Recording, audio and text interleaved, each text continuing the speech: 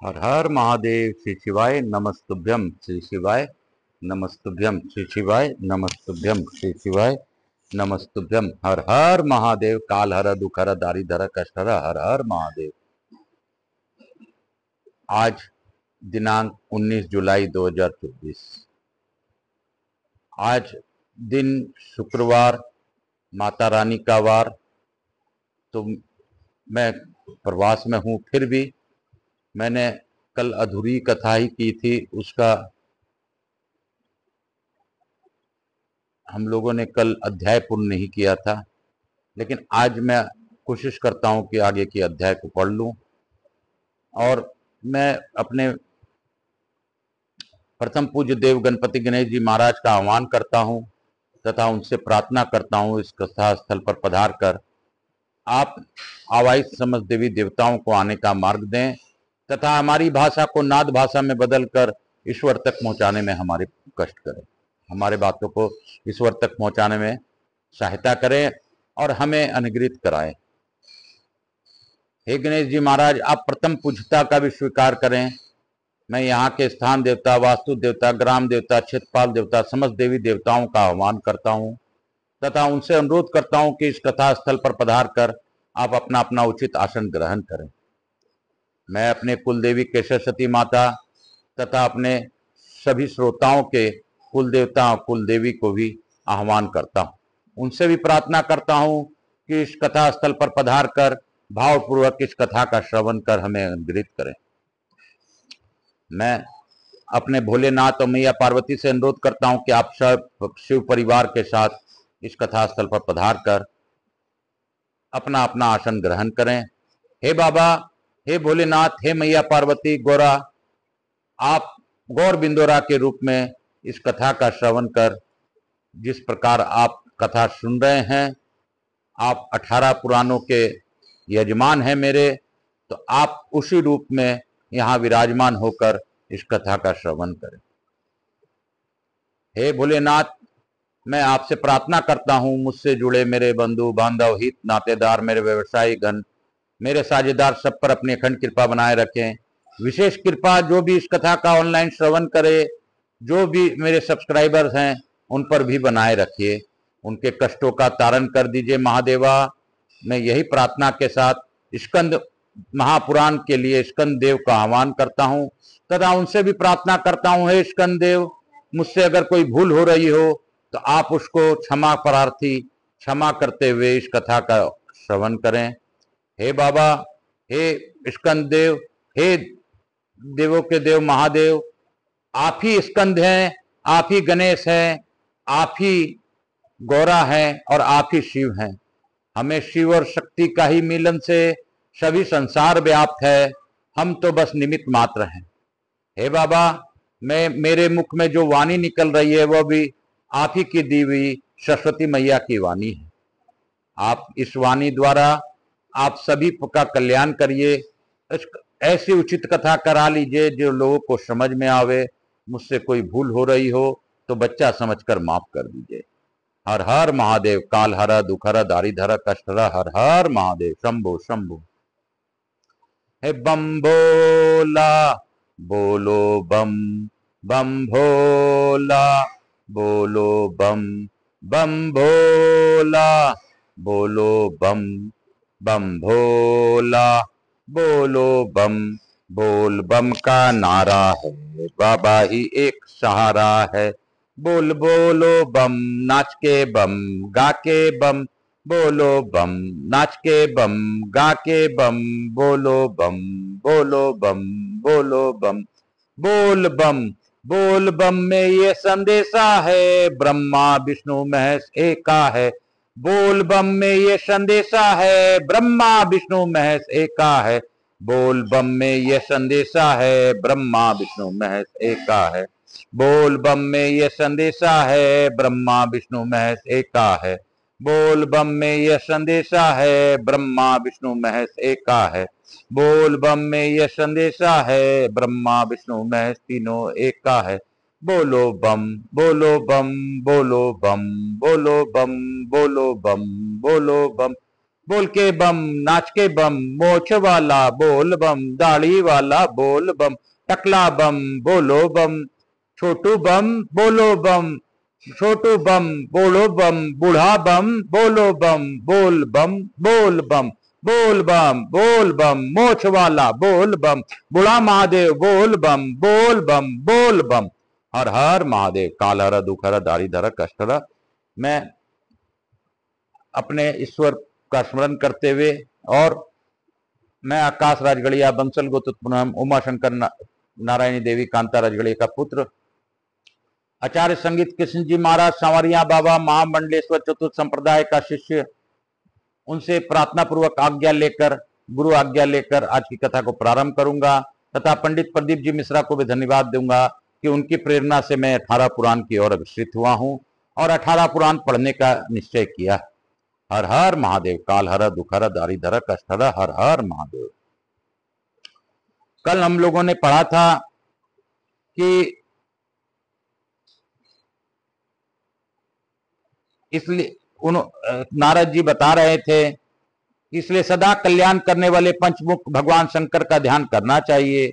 भगवान शिव विश्व की पीठ पर पद्मासन से विराजमान है, उनकी अंग कांति गौर है, उनके 10 हाथ हैं और मुख पर अत्यंत प्रसन्नता छा रही है तथा वे ध्यान मग्न हो रहे हैं। इस प्रकार तुम्हारे लिए ध्येय का स्वरूप बताया गया है, इसका सदा ध्यान करना चाहिए। ध्यान का लक्षण इस प्रकार है, धारणा से स्थित हुए साधक आधे पल के लिए भी अपने ध्येय इष्ट देव से भिन्न वस्तु का चिंतन न करे। इस प्रकार इस दुर्गम भूमिका में स्थित होकर योग वेता पुरुष कुछ भी चिंतन न करे, यही समाधि कहलाती है। समाधि का ठीक ठीक लक्षण बता रहा हूं, सुनो। बोलो शंकर भगवान की जय। जो शब्द स्पर्श रस गंध तथा रूप से सर्वथा रहित है, उस परम पुरुष परमात्मा को प्राप्त हुआ योगी समाधिस्थ कहा गया है। समाधि में स्थित हुआ मनुष्य कभी विघ्नों से अभिभूत नहीं होता। भारी से भारी दुख क्यों ना आ जाए, वह उससे भी विचलित नहीं होता।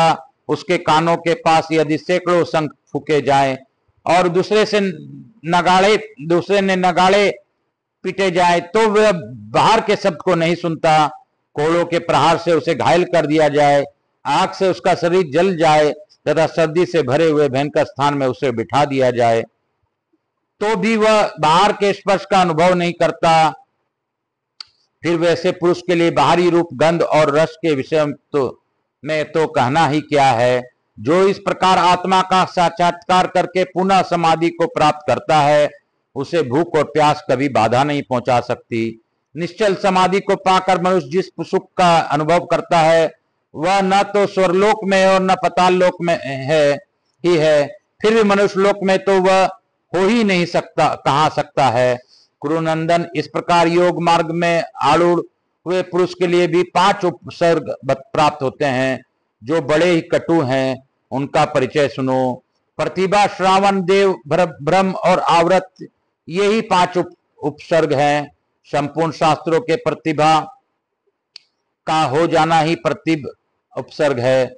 यह है तो सात्विक, परंतु इसके कारण जिसके हृदय में अहंकार आ जाता है, उससे वह योगी अपनी स्थिति से नीचे गिर जाता है। हजारों योजन दूर से भी शब्द को सुन लेना श्रावण नामक उपसर्ग है। यह दूसरा विघ्न है। यह तो सात्विक ही है, परंतु इसके कारण भी जो गर्व करता है वह नष्ट हो जाता है। साधना से गिर जाता है, जिससे देवताओं की 8 योनियों को देखता है। इस शक्ति का प्राप्त होना देव उपसर्ग है। यह भी सात्विक दोष है। इसमें भी घमंड होने का साधक का विनाश होता है। जैसे जल के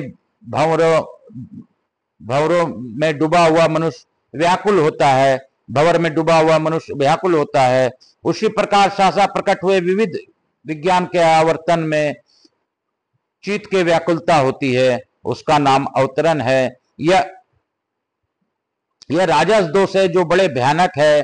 जब योगी का मन अनेक प्रकार के दोषों से आक्रांत हो, समस्त आधारों से भ्रष्ट होने के कारण अवलंबस होकर भटकने लगता है, तब उसे ब्रह्म नाम दोष बताया जाता है। यह तामस दोष है।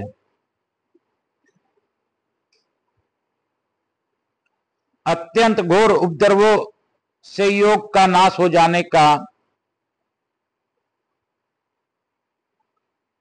कारण संपूर्ण देव योनियां बार बार अवतरण करती आवागमन में पड़ी रहती है। इसलिए योगी मनों ने श्वेत कंबल का आवरण डालकर पर ब्रह्म परमात्मा में चित्त की स्थिर करके निरंतर उन्हीं का चिंतन करे। सिद्धि की इच्छा रखने वाले योगी को सदा सात्विक आहार का सेवन करना चाहिए। राजस और तामस आहारों से योगी को कभी सिद्धि नहीं प्राप्त हो सकती। सर्वधर्म पालन में लगे हुए श्रद्धालु जितेंद्रिय क्षेत्रीय महात्माओं के यहाँ योगी को भिक्षा मांगनी चाहिए। भिक्षा में मिले हुए यवान मट्ठा दूध जौ की लपसी, पका हुआ फल मूल अथवा कन, तिल की खल्ली, ये सब पवित्र आहार हैं जो योगियों को सिद्धि प्रदान करने वाले हैं। योग का साधक विभिन्न लक्षणों से अपने मृत्यु का समय जानकर काल को वंचित करने के लिए एकाग्रचित हो योग तत्पर हो जाए। अब मैं उन निमित्तों लक्षणों को बतलाता हूं जिनके योग वेता पुरुष अपनी मृत्यु को जान लेता है। लाल चमड़ा अथवा लाल वस्त्र धारण किए हुए हंसती गाती हुई कोई स्त्री स्वप्न में जिस पुरुष को दक्षिण दिशा की ओर ले जाए वह जीवित नहीं रहता। स्वप्न में किसी नंगे सन्यासी को हंसते और उछलते कुत्ते देखकर यह समझ लेना चाहिए कि उसके रूप में अपनी मृत्यु आ गई है। जो स्वप्न में रीछ और वानर से जुते हुए रथ पर बैठकर गाता हुआ दक्षिण दिशा की ओर जाता है अथवा कीचड़ या गोबर में डूबता है वह जीवित नहीं रहता। स्वप्न में बिना जल की नदी के को केश, अंगार, भस्म अथवा सर्प में से किसी एक के द्वारा भरी हुई देखकर मनुष्य जीवित नहीं रहता। यदि विकराल, भयंकर तथा क्रूर स्वभाव वाले मनुष्य हाथ में हथियार लिए स्वप्न में पत्थरों से मारे तो मनुष्य तत्काल मृत्यु को प्राप्त हो जाता है। सूर्योदय काल में रोती हुई गिद्धड़ी जिसके सामने होकर दाहिने अथवा बाएं चली जाती है वह भी शीघ्र मृत्यु को प्राप्त हो जाता है। जो दीप के बुझने की गंध को नहीं जानता, रात में रक्त वमन करता है तथा दूसरे के नेत्र में अपना प्रतिबिंब नहीं देख पाता वह जीवित नहीं रहता। आधी रात में इंद्रधनुष और दिन में तारगणों को देखकर शास्त्र विश्वासी पुरुष यह मान ले कि उसकी आयु क्षीण हो गई है। जिसके नाक टेढ़ी हो जाए, कानों में नीचाई ऊंचाई आ जाए तथा बाईं आंख सदा बहती रहे उसके आयु समाप्त हो गई है। जब मुंह कुछ कुछ लाल हो जाए और जीभ काली पड़ जाए तब विद्वान पुरुष को यह समझ लेना चाहिए कि अपनी मृत्यु समीप आ गई है।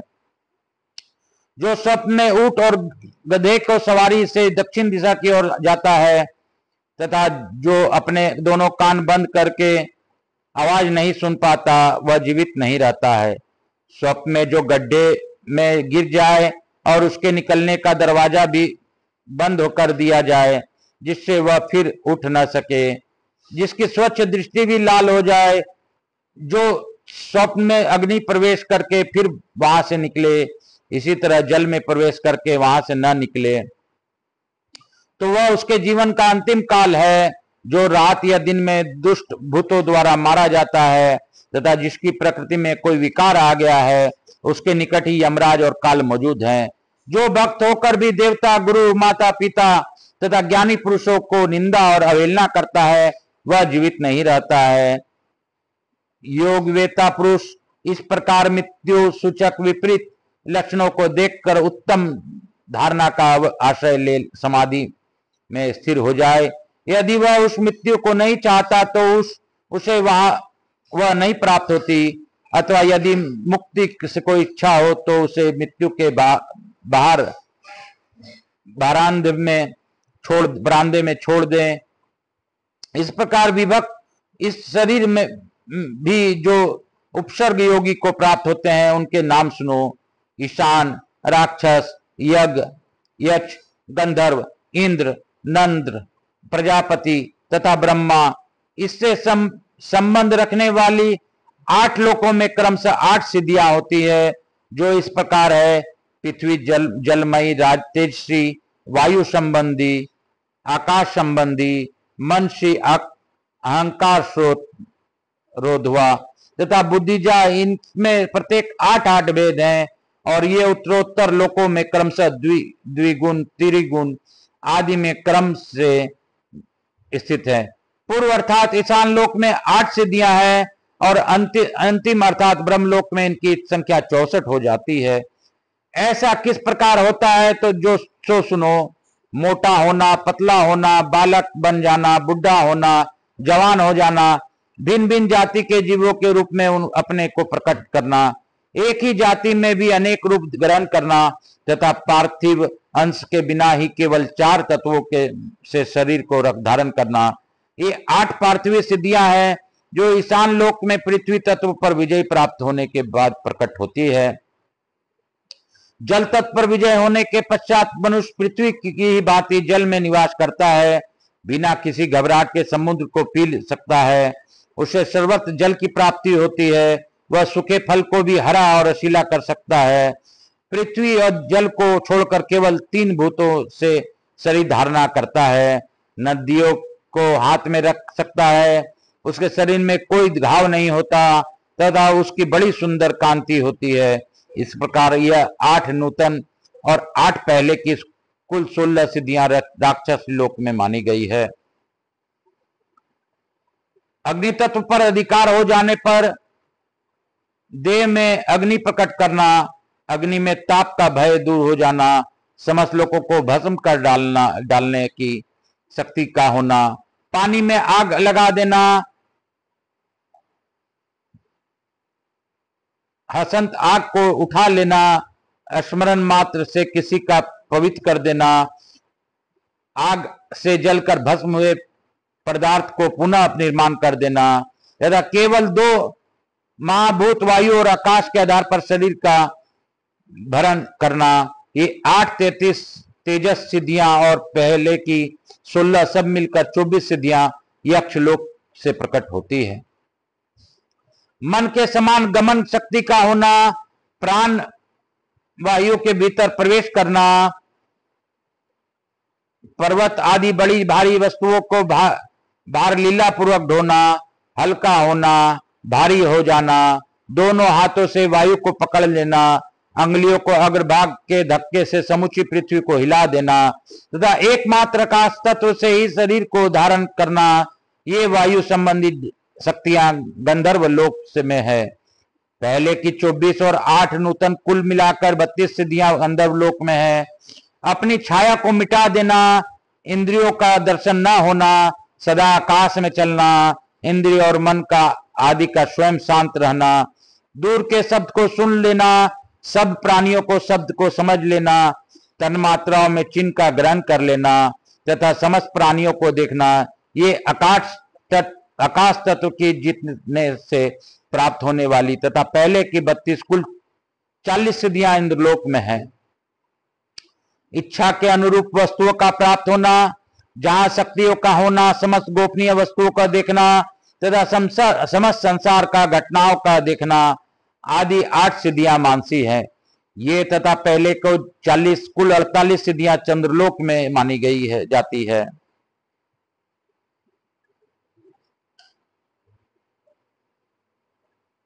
काटना, तपाना, छेदना, संसार को बदल डालना, समस्त प्राणियों को प्रसन्न कर देना तथा मृत्यु काल पर विजय पाना आदि 8 अहंकारों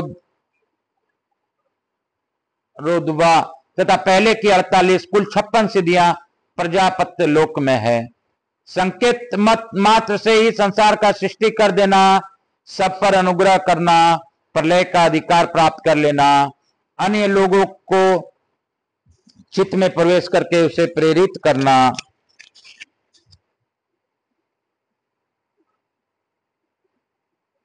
जिसके कहीं समता नहीं ऐसी वस्तु प्रकट कर देना, चित्रलिखित वस्तु को प्रत्यक्ष प्रकट कर देना, अशुभ को शांत कर देना तथा कृतत्व शक्ति से संपन्न होना, ये 8 बुद्धि जनित सिद्धियां तथा पहले को 56 मिलाकर कुल 64 सिद्धियां ब्रह्मलोक में है विद्वान है।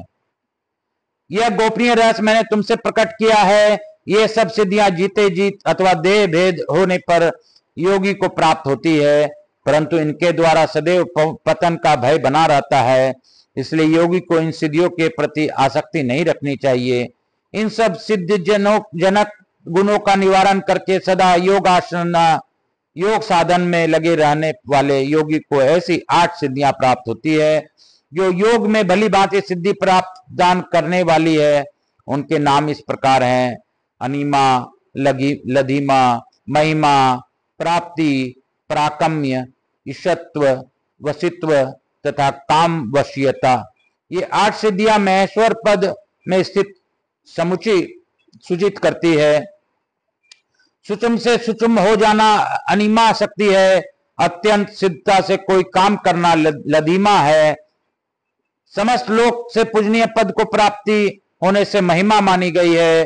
प्राप्ति नामक सिद्धि वह है जबकि योगी के लिए कोई भी अप्राप्य नहीं रह जाता है। सर्वत्र व्यापक होने के कारण उससे प्राकाम्य नामक सिद्धि का उदय माना जाता है। सिद्धि योगी जिसमें ईश्वर तत्व तुल्य हो जाता है वह ईशत्व नामक सिद्धि है। सबको वश में करने के कारण उसमें वसिता नामक उत्तम सिद्धि मानी गई है। जहां इच्छा से हो वहीं पहुंच जाना काम वशीयता नामक सिद्धि है। ये समस्त सिद्धियां ईश्वर पद को प्राप्त हुए योगी में प्रकट होती है। इसलिए वह न तो जन्म लेता है, न बढ़ता है और न मृत्यु को ही प्राप्त होता है। ऐसा योगी मुक्त कहा गया है। जो इस प्रकार मुक्ति पाता है उसका आत्मा परमात्मा के साथ उसी प्रकार एक हो जाता है जैसे जल में डाला हुआ जल परस्पर एकता को प्राप्त हो जाता है।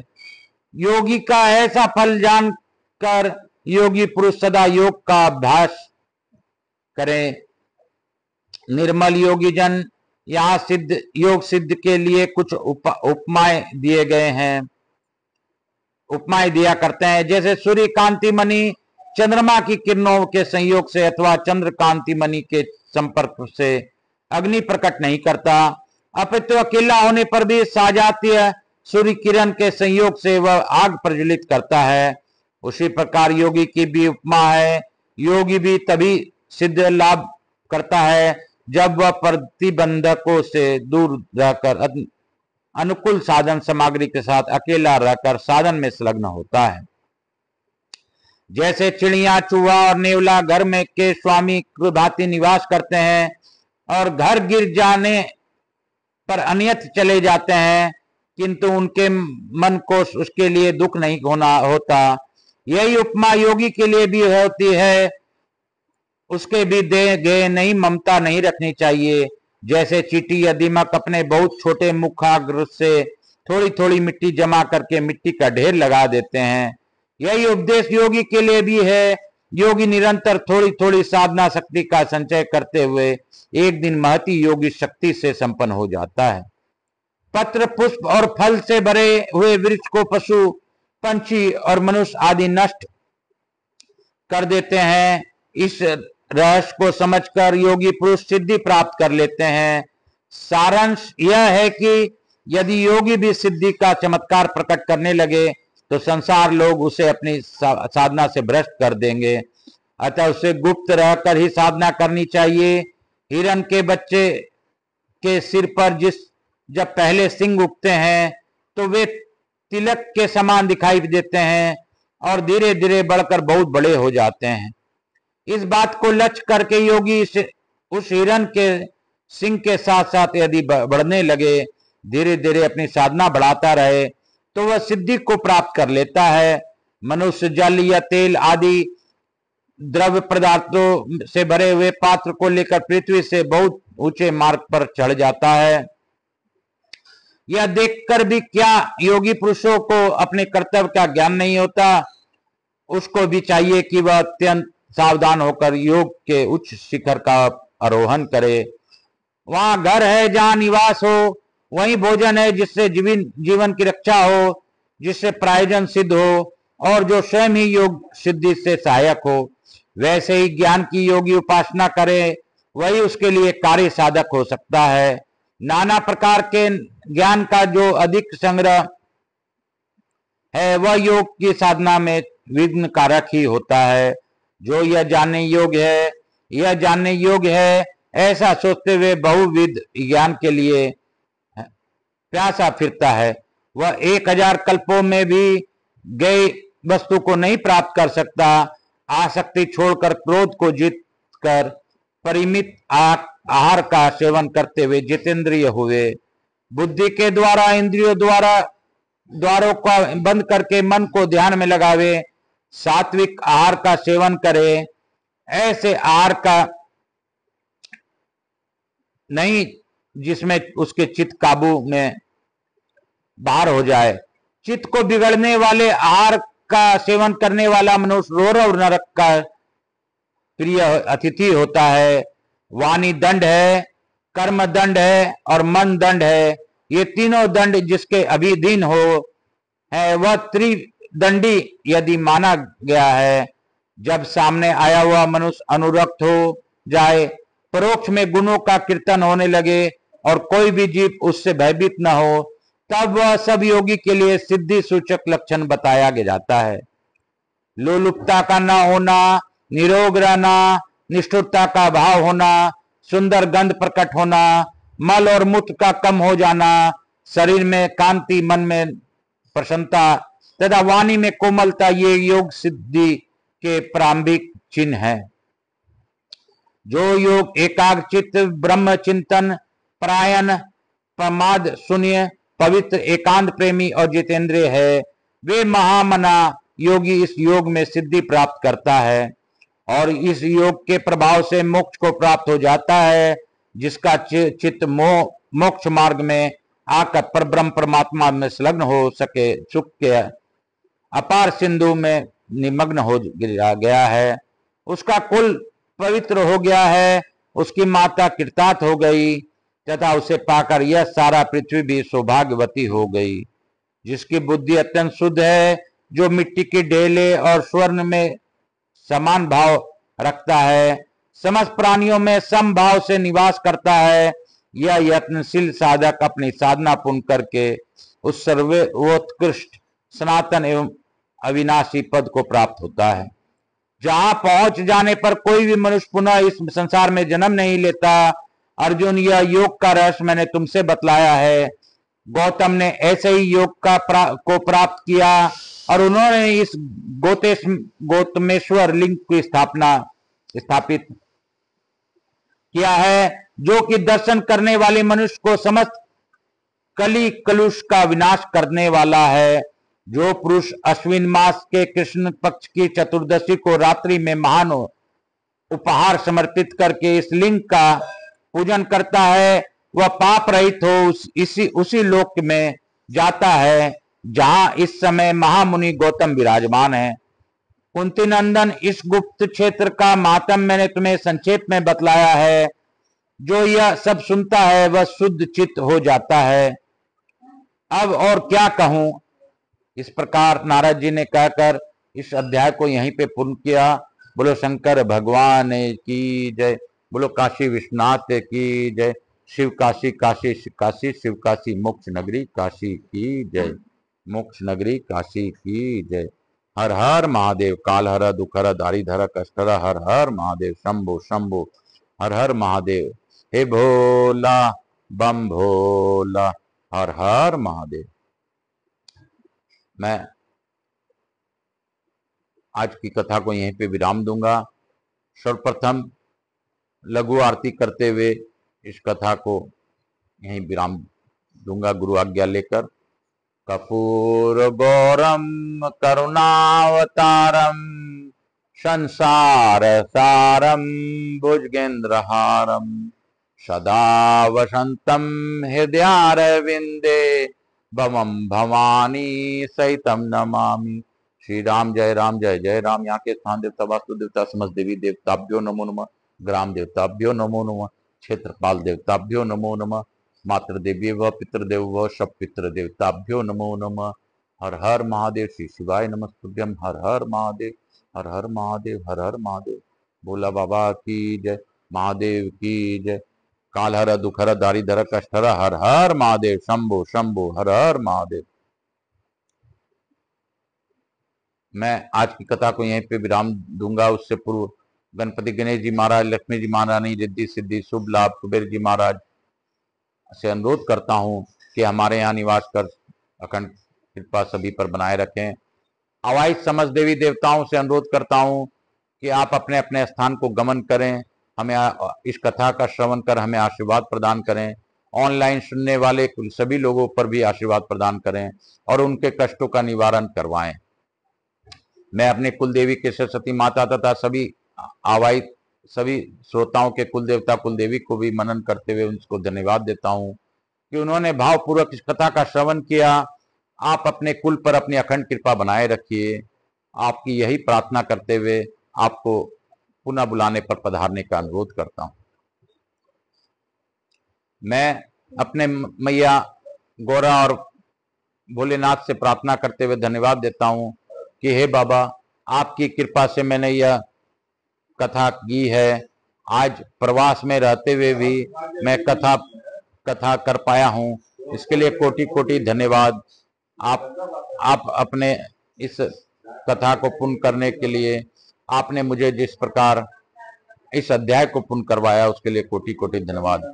हे बाबा, आप मेरे से जुड़े लोगों के कष्टों का तारण कीजिए, मुझ पर अपनी अखंड कृपा बनाए रखिए और जो इस ऑनलाइन श्रवण करें उन पर विशेष कृपा बनाइए, उनके कष्टों का निवारण कर दीजिए महादेवा।